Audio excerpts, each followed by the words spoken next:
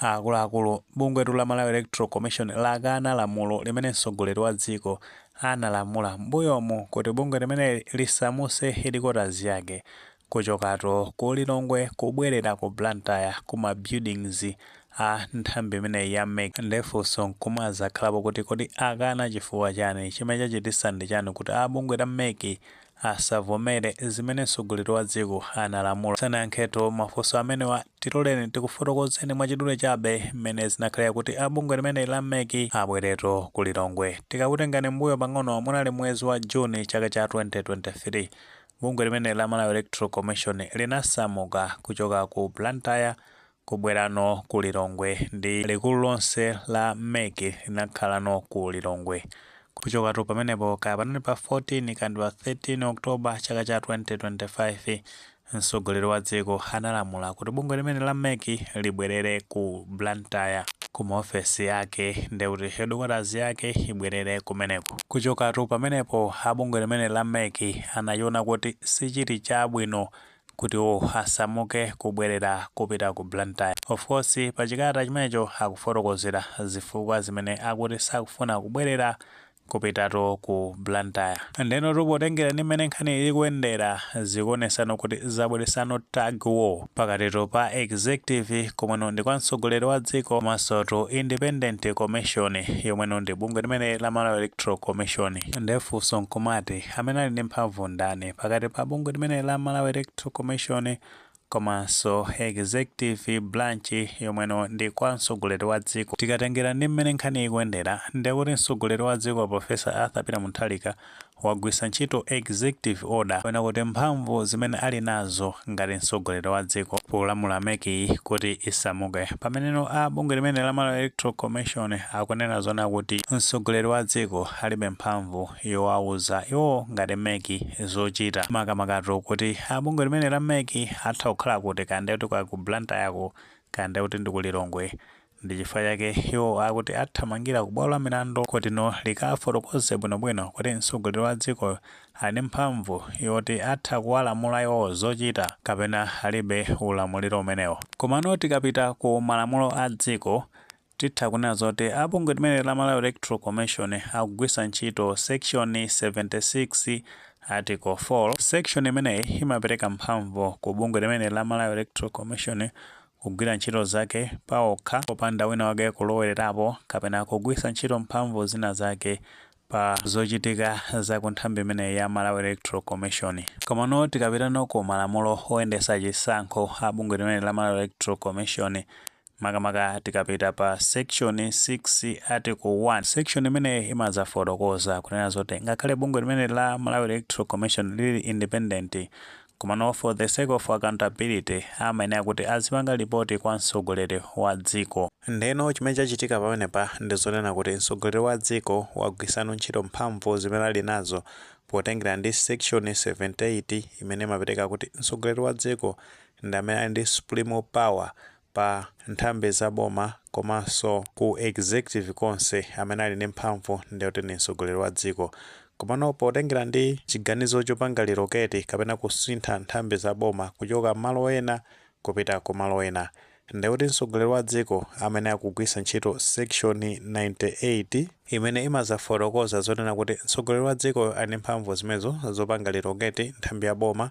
Komano ndikuti alembe kalata imeneyo akuyenera kusayinira signature yake ya mtsogoleri wa dzikoyo kusimikizira kuti chiganizo chimenecho apanga ndiyoti ni mtsogoleri wa dziko. Ndi tikhulupirira kuti mwina ndondomeko imene inachitika pamene amalamula kuti nthambi zimenezi za boma zibwerere ndikuti kumene zinali. Ndi pamene bungwe limene la Malawi Electoral Commission akuona ngati mtsogoleri wa dziko akulowerera pa zochitika za bungwe limene la Malawi Electoral Commission makamakato pa nthawi ino pamene bungwe limene la Malawi Electoral Commission lakangalika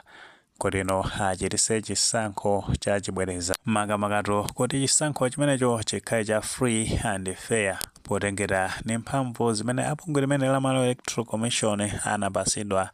mu malamulo a dziko la Malawi. Ndefunso lina nkumaza khalapo kuti kodi ndi chifukwa chani bungwe limene la Malawi Electoral Commission mbuyomu anasamuka mu ulamuliro wa chipani cha Malawi Congress Party mosogozedwa ndi Dr. Lazarus Chakwera kuchokatu ku Blantyre kubwerano ku Lilongwe. Poyankhatu funso limeneli tikatengerano ndi abungwe limeneli la Malawi Electoral Commission akumanenera akunena zona kuti potengera ndi strategic plan yomwe anali nayo yoyambatu mu chaka cha 2023 mpaka na 2028 akunena zona kuti iwo ngati commission anapanga chiganizo kuti asamuse likulu la bungwe limene la MEC kuchoka ku Blantyre kupirano kukakhala ku capital city komweno ndi ku Lilongwe. Ndi kusamuka kumeneko sikunatengere kuti kunali ndi political interference kuti ena ake analokotera pa chiganizo chimenecho akuti ndiwokha a MEC ngati commission anakhalirana pasi ndi kukambirana kupangana kuti chiganizo chimenecho kuti asamuke kuchoka kumeneko ku Blantyre kubwerano ku Lilongwe ku capital city. Ndeno potengera ndi strategic plan yawoyo amene akuti zifukwa zimene zinapangisa kuti abungwe limeneli asamuse headquarters yawo kuchoka ku Blantyre kupita ku Lilongwe amene azona kuti achepesa ndalama zimene amaononga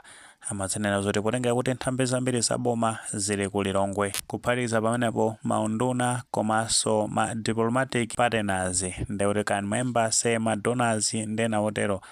ambiri ndekuti ali ku Lilongwe. Ndi kulumikizana ndi nthambi zimene zaboma saziononga ndalama pofuna kulumikizana makamakatu ndi nthambi zimene zaboma kaya maembasi amenewo kuchoka pamenepo ndekuti kupanga coordinate ndi ku treasury komanso ku parliament